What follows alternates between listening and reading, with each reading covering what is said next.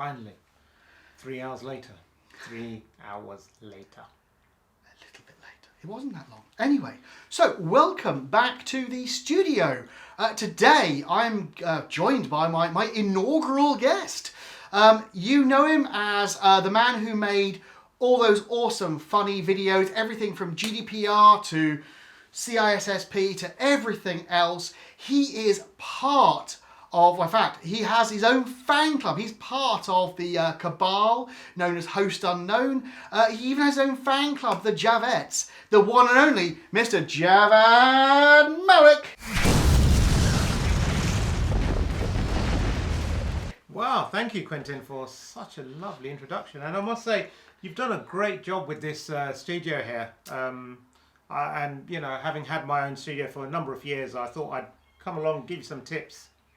Well, I mean, I built it specially for you. I mean, we put a sloping roof on there just so that you feel at home on one side of the studio. I do. I don't, you know, now if you could just take 3 steps back and then, like, you know, so we could do the Lord of the Rings effect, then that would be great. Yeah, I can come back a bit. Perfect. There we are. If I go to there we are. Yes, there we are. We can now do Gandalf. Yeah. So, well, welcome to the studio. Thank you. What has been catching your eye on the information security news? By the way, Jav has his own channel. I'm reliably informed. It's quite a low volume channel, but Jav has his own channel, and the link will be below or should be up there now. So please, what's been that side? Yes. So the professional YouTuber who actually knows which. Don't forget to like, share, and subscribe. That's what you say. Please do that. So what's been catching your eye this week then? So this week, one of the first stories that caught my eye, and it's a really interesting one just because of the nuance involved, is the FBI have been warning local police in the States to beware of these Ring doorbells because the owners can use that to get early warning on those no-knock raids where SWAT team goes with a battering ram and, you know, Ring then snitches. So they've been saying to law enforcement, be careful. And I find this is interesting because the very same law enforcement have been using Ring cameras to spy on, not spy, but, you know, to encourage them to be deployed into neighbourhoods that they might want to have more security cameras into. That's a perfectly worded way. Yes, exactly. Yes. Clearly you've been through PR training. I have, yes. Yeah. So I thought it was really interesting because that thing cuts both ways. Certainly does, now it's going the other way. Now it's like, oh, we don't want this. But that also cuts to the same thing that happened, I heard, in our local neighbourhood watch here, around in West London, where someone apparently had been using, someone had been throwing stones at someone's house, and the message sent around was, we know exactly who it was, do they want to come round and apologise and never do it again? Because, of course, they're on CCTV.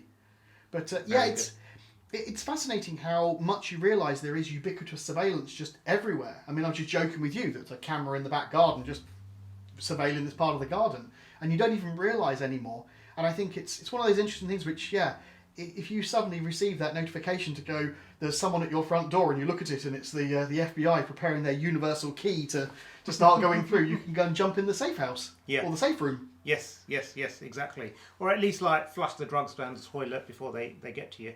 Yes, or run out of the back and then meet the police dog that's been sent round the back. But no. But anyway, so I suppose this is the modern equivalent of having the little kid on the street corner with the mobile phone, ready to ring the drug lord. That's right.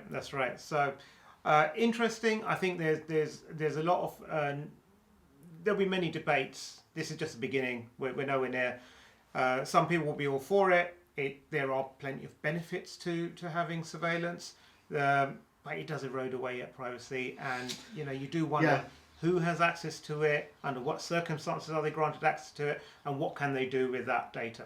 So these are questions that... And you're right about it cutting both ways, because we were just having a conversation on yours and Eric's channel on, what's it called? The Jerick Show. The Jerick Show, that would be the one.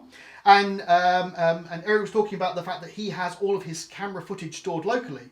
But I remember helping a friend who had been involved, someone had broken in, and the first thing the thieves had gone after was the DVR. Yeah. Because they knew where the DVR was, and they'd got that and smashed that. In fact, this was the old tapes where it was digital video recorder, and they'd just taken the tapes. Mm-hmm. Whereas I suppose if it's being stored online, well, you can smash the router if it makes you feel any better, but unless you break into Google, you've not got it. Or Amazon. Yeah. But then the question is, who has access to those cloud recordings? Exactly. And who can be given access which you may not even know about. Mm-hmm. So, yes. And it's an amazing story, and I think it's going to run and run. And I think that these kind of things are going to pop up all the time as we share more data. That's right. That's right. So the other story that caught my eye this week, and even though it's a story from a few months ago, is police in America. They issued a photo of some man who wanted, and he robbed a convenience store. Nothing unusual with that. Convenience stores get robbed all the time. However, this is with a twist. No violence, no gun, no knife, nothing. The gentleman walked into the store wearing the store's shirt with their logo on, and he convinced the member of staff who was working behind the counter that he's there to relieve her of her shift. So she was like, okay, then you look legit. We're wearing a store uniform. Store uniform and very polite. Probably knew what the handover process was. It was probably near the end of her shift. So she packed up, she left, he went there. He actually served customers for a while she was packing up and leaving, and serving customers properly. And then once the coast was clear, he put the shutters down, helped himself to all the cash in the register, all the lottery tickets and cigarettes, and made off with it. Which is, you have to applaud his ingenuity, his brazenness, and it's kind of like the physical manifestation of BEC scams. Yes, yeah. Give me all your money, please. Yes. Yeah. It's just amazing that suddenly having a brazen attitude and having a sense of moral indignation will carry you quite a long way in the criminal world, it seems. It will. And the interesting thing is that, store workers are normally trained in spotting certain things. So they'll look out for shoplifters. They'll look out for, armed guards. They've got panic buttons. So they know what to do. If someone hands them a high-value note that feels a bit strange, they'll put it under the light, or they use the marker on it to determine whether it's counterfeit. But no one's ever told them that, or no one's ever thought, themselves that, hey, someone could walk in, claim to be a member of staff. What are the processes to validate them or challenge them if you don't think that's true? And this is what we see happen a lot when people phone up call centres saying, I'm the customer, do this for me. Or they send an email saying, I'm the CEO, send this much money to our new supplier. And, until you tell people to be aware of these things, they're not going to recognise them. And to be fair, those kind of attacks are incredibly rare. Oh, yeah. I often thought about things like European Commission and Dawn raids, competition law. Everyone knows of these groups, but no one knows what they specifically look like. And so if someone were to come in and go, here's a badge, CISSP badge, you do wonder how many people would fall for this and would just say, okay, come in, you can have access to my most sensitive files. It's truly scary about how far do you go, how far do you put the suspicion in, and how do you check? Because in some cases it may not be possible to check. I suspect that lady probably didn't have a number out of hours to call to say, is Paul the new person taking over from me? And whoever she calls up, what process do they have to validate? Especially with the large, diverse workforces, they may not be able to know who different people are. But yeah, actually, it reminds me of that case where there was Improv Everywhere did a very, very cool experiment where they got 50 people to go into a branch of a very famous American electronics retailer who wear blue shirts and tan trousers. And on the stroke of a certain time, they all took their jackets off, all put their name badges on there, and started trying to be as helpful as they possibly could to customers.